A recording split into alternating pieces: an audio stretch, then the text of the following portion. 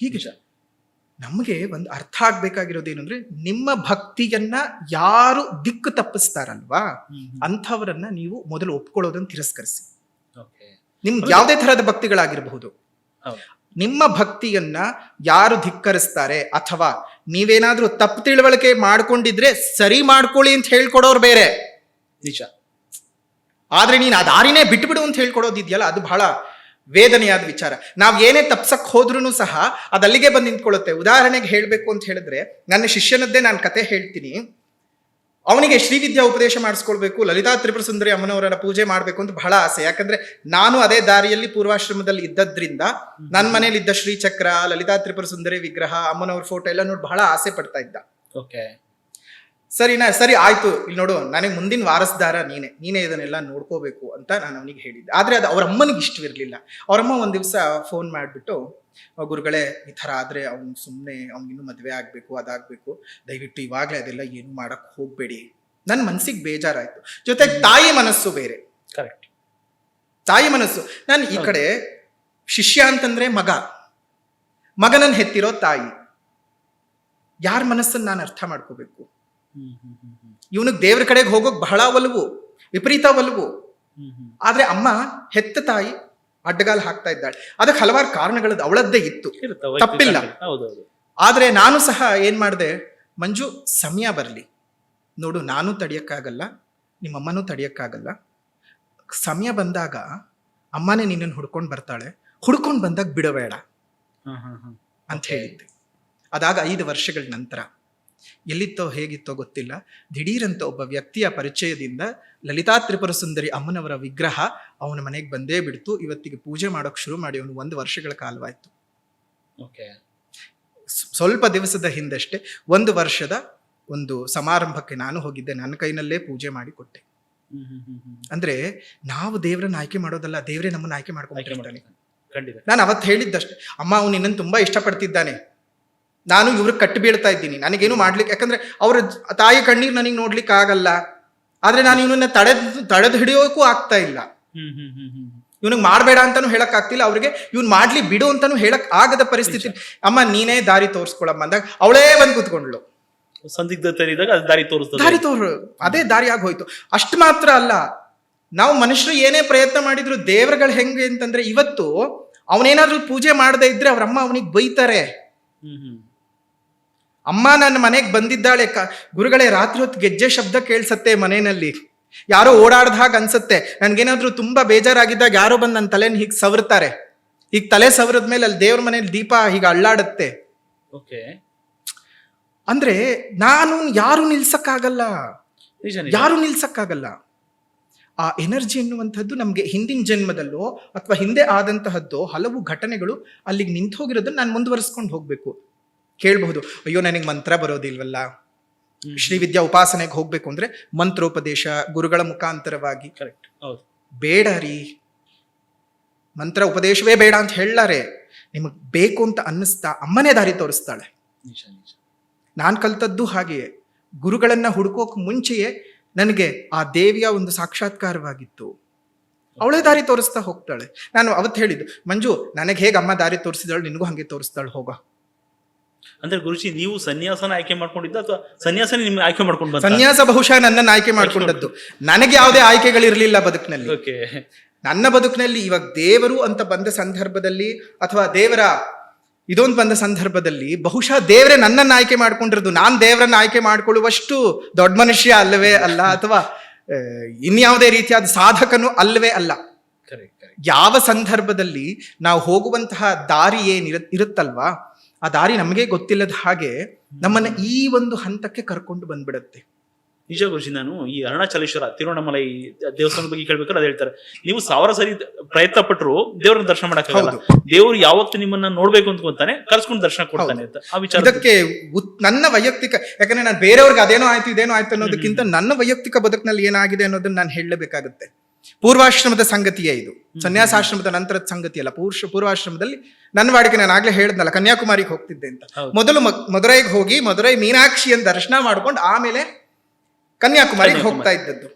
ಅವತ್ತು ಚಿತ್ತಾ ಪೌರ್ಣಮಿ 2016 ಚಿತ್ತಾ ಪೌರ್ಣಮಿಯ ಸಂದರ್ಭ. ಚಿತ್ತಾಪೌರ್ಣಿಮೆ ಆಗಿ ಒಂದ್ 2-3 ದಿವಸಗಳು ಕಳೆದಿತ್ತು. ನಾನು ಸೀದಾ ಏನ್ ಮಾಡಿದೆ, ಮದುರೈಗೆ ಹೋಗದೆ ಕನ್ಯಾಕುಮಾರಿಗೆ ಹೊರಟೋದೆ. ಓಕೆ ಬಂದು ನೋಡ್ಕೊಳ್ಳೋಣ, ಬರ್ತಾ ದರ್ಶನ ಮಾಡೋಣ ಓಕೆ ಅಂತ ಹೇಳಿ, ಅದು ಒಂದ್ ರೀತಿ ಉದ್ದಟತನವೋ ಅಥವಾ ಕೇರ್ಲೆಸ್ನೆಸ್, ವಾಡಿಕೆಯನ್ನು ಬ್ರೇಕ್ ಮಾಡಿದ್ರಿ. ವಾಡಿಕೆ ನಾನು ಬ್ರೇಕ್ ಮಾಡ್ಬಿಟ್ಟೆ. ಆ ವಾಡಿಕೆನ ರೂಢಿ ಮಾಡ್ಕೊಂಡದ್ದು ನಾನೇ, ಓಕೆ ಬ್ರೇಕ್ ಮಾಡಿದ್ದು ಸಹ ನಾನೇ. ಹೋದೆ, ಚಿತ್ತಾಪೌರ್ಣಿಮೆದೆಲ್ಲ ಅದೆಲ್ಲ ಮುಗೀತು. ನೆಕ್ಸ್ಟ್ ವಾಪಸ್ ಹೋಗ್ಬೇಕಾದ್ರೆ ಯಾಕೋ ಮನಸ್ಸು ತುಂಬಾ ಕಸಿವಿಸಿ ಆಗ್ತಾನೆ ಇತ್ತು. ಇಲ್ಲ, ಮದುರೈಗೆ ಹೋಗ್ಲೇಬೇಕು. ನಾನು ಬೆಂಗಳೂರಿಗೆ ಟಿಕೆಟ್ ಮಾಡಿದ್ದಂತಹವನು ಅದನ್ನ ಕ್ಯಾನ್ಸಲ್ ಮಾಡಿ ಸೀದಾ ಅಲ್ಲಿಂದ ಮದುರೈಗೆ ಬಹಳ ನಾರ್ಮಲ್ ಬಸ್ಗಳು ಸಿಗುತ್ತೆ, ಅಲ್ಲಿಂದ ಮಾಮೂಲಿ ಬಸ್ ಅನ್ನು ಹತ್ಕೊಂಡು ಅಲ್ಲಿಂದ ಸರಿಸುಮಾರು ಒಂದು 5.5 ಗಂಟೆ ಪ್ರಯಾಣ ಕನ್ಯಾಕುಮಾರಿಯಿಂದ ಮದುರೈಗೆ. ಬರೋ ಹೊತ್ತಿಗೆ ಅವತ್ತು ಶುಕ್ರವಾರ ಬೇರೆ. ನನ್ನ ನಂಬಿಕೆ ಏನು ಅಂತಂದ್ರೆ, ಅವತ್ತು ಶುಕ್ರವಾರದ ದಿವಸ ಯಾವಾಗ್ಲೂ ಅಷ್ಟೇ 10 ಗಂಟೆವರೆಗೂ ದರ್ಶನವಿರುತ್ತೆ ಮದುರೈನಲ್ಲಿ. ಬೇರೆ ದಿವಸಗಳು 8:30-9 ಗಂಟೆ ಲಾಸ್ಟು. ಲಾಕ್ಡೌನ್ ನಂತರ ಕೆಲವೊಂದು ಬದಲಾವಣೆಗಳು ಇತ್ತೀಚೆಗೆ ನಡೆದಿದೆ. ನಾನು ಹೇಳ್ತಾ ಇರೋದು ಸರಿಸುಮಾರು 13 ವರ್ಷದ ಹಿಂದೆ 13 ವರ್ಷದ ಹಿಂದೆ ಹೋದೆ. 8:45 ಗಂಟೆ ಆಗಿತ್ತು ಶುಕ್ರವಾರ. 9:30ವರೆಗೂ ದೇವಸ್ಥಾನ ತೆಗೆದೇ ಇರ್ತಾರೆ. ಹೋದೆ, ಅಲ್ಲೇ ಒಂದು ಯಾವಾಗ್ಲೂ ಹೋಗುವಂತಹ ನನ್ನ ಗೊತ್ತಿರುವಂಥವ್ರ ಜಾಗವಿದೆ, ಅಲ್ಲಿಗೆ ಹೋಗಿ ಅವ್ರ ಮನೆಯಲ್ಲಿ ಸ್ನಾನ ಮುಗಿಸ್ಕೊಂಡು ರೆಡಿ ಆಗ್ಬಿಟ್ಟು ಊಟ ಮಾಡಿ, ಇಲ್ಲೆಲ್ಲ ಫಸ್ಟು ಅಮ್ಮನವ್ರನ್ನ ನೋಡ್ಕೊಂಡು ಬಂದ್ಬಿಡ್ತೀನಿ ಅಂತ ಹೇಳಿ, ಜನಗಳು ವಿಪರೀತವಿದ್ರು. ಟಿಕೆಟ್ ತಗೊಂಡೆ, ಒಳಕ್ ಹೋಗ್ಬಿಟ್ಟೆ. ಸುಂದರೇಶ್ವರರ ದರ್ಶನ ಆಯ್ತು. ಮೀನಾಕ್ಷಿ ಹತ್ರ ಬಂದ್ರೆ ಬಾಗಿಲು ಹಾಕಿದ್ದಾರೆ. ಬೇಗನೆ. ಓಕೆ, ನಾನು ಹೋದಾಗ 9:15 ಮುನ್ಸ್ಕೊಂಡ್ಬಿಟ್ಟಿದ್ದಾರೆ ಅಮ್ಮನವರು. ಮುನ್ಸ್ಕೊಂಡಿರೋದಲ್ಲ, ಗೊತ್ತಿಲ್ಲ. ಸುಂದರೇಶ್ವರ ದರ್ಶನ ಆಯ್ತು. மீனாட்சி ಹೋದ್ರೆ ஏன் கதவை சாத்துட்டீங்க, ಅಮ್ಮ வெளியே போயிருக்கா ಅಮ್ಮ வெளியே போயிருக்கா ಅಂದ್ರೆ ಉತ್ಸವ ಮೂರ್ತಿನ ಹೊರಗಡೆ ಕರ್ಕೊಂಡು ಹೋಗಿದಾಗ ಮೇನ್ ಪರದೆಯನ್ನು ಹಾಕ್ಬಿಡ್ತಾರೆ. ಅದು ಒಳಗ್ ಬರೋದು ಲೇಟ್ ಆಗತ್ತೆ. ಸೊ ಹಾಗಾಗಿ ದರ್ಶನ ಇಲ್ಲ, ಮೀನಾಕ್ಷಿ ದರ್ಶನ ಇಲ್ಲ, ಕ್ಯಾನ್ಸಲ್. ನನಗೆ ಬಹಳ ಬೇಜಾರಾಗೋಯ್ತು. ಎಷ್ಟು ಅಲ್ಲ ಅಮ್ಮ, ದಯವಿಟ್ಟು ನಾನು ತಪ್ಪಿನ ಯಾವತ್ತೂ ನಾನು ಹೀಗೆ ತಪ್ಪು ಮಾಡಲ್ಲ, ನೀನ್ ನನಗ್ ದರ್ಶನ ಇಲ್ಲದೆ ಕಳಿಸಬೇಡ. ಅವತ್ತು ಯಾವ ರೀತಿಯಾಗಿ ಬಹುಶಃ ಅದ್ ಇವಾಗ ಕೂತ್ಕೊಂಡು ನೆನೆಸ್ಕೊಂಡ್ರೆ ಒಂದ್ ಚಿಕ್ಕ ಮಗು ಅಳತ್ತಲ್ವಾ, ಆ ಕೊಳದ ಮುಂದೆ ಕೂತು ನನ್ ಕಣ್ಣಲ್ಲಿ ನೀರ್ ಹಾಕ್ಬಿಟ್ಟಿದೀನಿ, ಹತ್ತು ಬಿಟ್ಟಿದೀನಿ. ಒಬ್ರು ಬಂದ್ ಸಹ ಕೇಳಿದ್ರು, ಒಂದ್ ಹೆಂಗ್ಸ್ ಬಂದು, ಏನಪ್ಪಾ ಆಯ್ತು, ಒಣ್ಣು ಇಲ್ಲ ಬಿಡಂಗು ಮಾಮಿ, ಅಂಬಾಳ್ ನೆನ್ಚ್ಕಿಟಿ ಇಪ್ಪಡಿ ಇದು பண்ணிட்டிருக்கியா? ஆமா மாமி, ಬಿಡು ಪರವಾಗಿಲ್ಲ, ನಾಳಿಕ್ ವಾ ಅಂತನ್ಬ ಪಾಪ ಹೊರಟು ಹೋಯ್ತು. ಬಹಳ ಬೇಜಾರಾಗೋಗಿತ್ತು. ಸರಿ, ಇನ್ನೇನ್ ಮಾಡೋಕ್ಕಾಗತ್ತೆ, ದರ್ಶನವಿಲ್ಲ. ಹೋದೆ, ಅವ್ರ ಪಾಪ ನನ್ ತುಂಬಾ ಬಲವಂತ ಮಾಡಿದ್ರು. ಹೇಗೆ ಅಂತ ಇಲ್ಲ, ಇವತ್ತಿದ್ದು ಬೆಳಗ್ಗೆಗೆ ಹೋಗ್ಬೇಕು ನೀನು ಅಂತ. ಆಯ್ತು ಸರಿ ಅಂತ ಇದ್ದೆ. ಒಲ್ಲದ ಮನ್ಸು, ಊಟ ಮಾಡು ಅಂತ ನನ್ಗೆ ಯಾವ್ದ್ರಲ್ಲೂ ಆಸಕ್ತಿ ಇಲ್ಲ. ಯಾಕಂದ್ರೆ ನಾನು ನಮ್ಮನ್ನ ನೋಡಕ್ ಆಗ್ಲಿಲ್ಲ ಅನ್ನೋ ಬೇಜಾರ್ನಲ್ಲಿ ನಾನಿದ್ದೀನಿ. ಇವ್ರು ಊಟ ಮಾಡು, ಅದ್ ಮಾಡು, ಇದ್ ಮಾಡು ಅಂತಿದ್ದಾರೆ. ಜೊತೆಗೆ ನನ್ನ ಅಹಂಕಾರದಲ್ಲಿ ನಾನು ಹೋಗಿದ್ದೀನಿ ಬೇರೆ. ಅಹಂಕಾರದಲ್ಲಿ ಬೇರೆ ಹೋಗಿದ್ದೀನಿ. ಅಮ್ಮ, ನಿನ್ನ ನಾನು ಮುಂದಿನ ಸಲ ಯಾವಾಗ್ಲಾದ್ರೂ ಬಂದಾಗ ನೋಡ್ತೀನಿ, ನೀನ್ ಯಾರೋ ನನ್ನನ್ನ ಮುಂದಿನ ಸಲ ಬರದಾಗ ನೋಡೋಕೆ ಅಂತ ಅವಳ ಭಾವನೆ. ಎಲ್ಲ ಆಯ್ತು, ಬೆಳಗ್ಗೆ ಆಯ್ತು, ಸ್ನಾನ ಆಯ್ತು. ದೇವಸ್ಥಾನಕ್ಕೆ ಹೋಗಕ್ ನಂಗೆ ಮನ್ಸಿಲ್ಲ. ಅಮ್ಮ, ನೀನ್ ನನಗ್ ದರ್ಶನ ಕೊಟ್ಟಿಲ್ಲ, ನಾನ್ ನಿನ್ನ ನೋಡಕ್ ಬರಲ್ಲ ಅಷ್ಟೇ. ಮನುಷ್ಯನಾಗಿ ನಾನು ತಪ್ಪು ಮಾಡ್ತೀನಿ, ಆದ್ರೆ ದೇವರಾಗಿ ನಾನು ಅಷ್ಟು ಗೋಳಾಡಿದ್ರು ಸಹ ನಿನಗೆ ಒಂದಿಷ್ಟು ಅನುಕಂಪ ಬರ್ಲಿಲ್ಲ ಅಲ್ವಾ, ಒಂದಿಷ್ಟು ಬೇಸರ ಆಗ್ಲಿಲ್ಲ ಅಲ್ವಾ, ಮಗ ಇಷ್ಟು ಬೇಜಾರು ಮಾಡ್ಕೊಳ್ತಾ ಇದ್ದಾನಲ್ಲ, ನಿನ್ಗೇನು ಅನ್ನಿಸ್ಲೇ ಇಲ್ವಾ? ಆಯ್ತು, ಬರಲ್ಲ ಬಿಡು ಅಂತ ಹೇಳಿ ಬಟ್ಟೆ ಬ್ಯಾಗ್ ತಗೊಂಡು ಸೀದಾ ಹೊರಗೆ ಬಂದು ರೈಲ್ವೆ ಸ್ಟೇಷನ್ ರೋಡ್ ಸೀದಾ ಅಮ್ಮನವರ ಉತ್ಸವ ಮೂರ್ತಿಯ ಮೆರವಣಿಗೆ ಹೀಗೆ ಬರ್ತಾ ಇದೆ, ಎದುರಿಗೆ ಬರ್ತಾ ಇದೆ. You believe it or not, ನಾನು ಅಲ್ಲೇ ನೆಲದ ಮೇಲೆ ಹಂಗೆ ನಡು ರಸ್ತೆಯಲ್ಲಿ ನಮಸ್ಕಾರ ಮಾಡಿ, ಅಮ್ಮ ನಾನು ಮುಟ್ಟಾಳ, ನನ್ನ ನೋಡಕ್ಕಂತಾನೆ ನೀನು ಅಲ್ಲಿಂದ ಬರ್ತಾ ಇದ್ಯಾ, ನನಗೆ ಗೊತ್ತಾಗೋಯ್ತು, ನಿನ್ನ ನೋಡದೆ ನಾನು ಹೋಗಲ್ಲ ಅಂತ ಪುನಃ ನಾನು ದೇವಸ್ಥಾನಕ್ಕೆ ಅಲ್ಲಿಗೆ ಹೋಗಿ ಅಲ್ಲಿ ಅಕ್ಕಿಯನ್ನ ಅಮ್ಮನವ್ರ ಮೇಲೆ ಎರಚಕ್ ಕೊಡ್ತಾರೆ, ಅದನ್ನ ಅಮ್ಮನವ್ರ ಮೇಲೆ ಎರಚಿ ನಮಸ್ಕಾರ ಮಾಡ್ಕೊಂಡು ಪುನಃ ದೇವಸ್ಥಾನಕ್ಕೆ ಹೋಗಿ ಮಾಡಿರೋ ತಪ್ಪನ್ನು ಕ್ಷಮಿಸು ಅಂತ ಹೇಳಿ ಕ್ಷಮಿಸಿ, ಅದ ಅಮ್ಮ ಖಂಡಿತ ಕ್ಷಮಿಸಿದ್ಲು. ಅವಳು ಕ್ಷಮಿಸಿಲ್ಲ ಅಂತ ಹೇಳಿದ್ರೆ ಬಹುಶಃ ಅವಳು ಖಂಡಿತ ಬರ್ತಾ ಇರಲಿಲ್ಲ.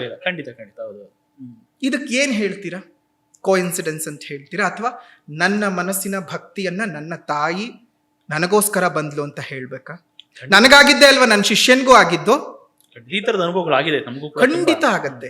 ಅಂದ್ರೆ ನಾನು ಅಂದ್ರೆ ನಾನು ಮಾತ್ರನೇ ಅಲ್ಲ, ದೇವರನ್ನ ನಂಬುವಂಥವ್ರಿಗೆ ಪ್ರತಿಯೊಬ್ಬರಿಗೂ ಹೀಗಾಗತ್ತೆ.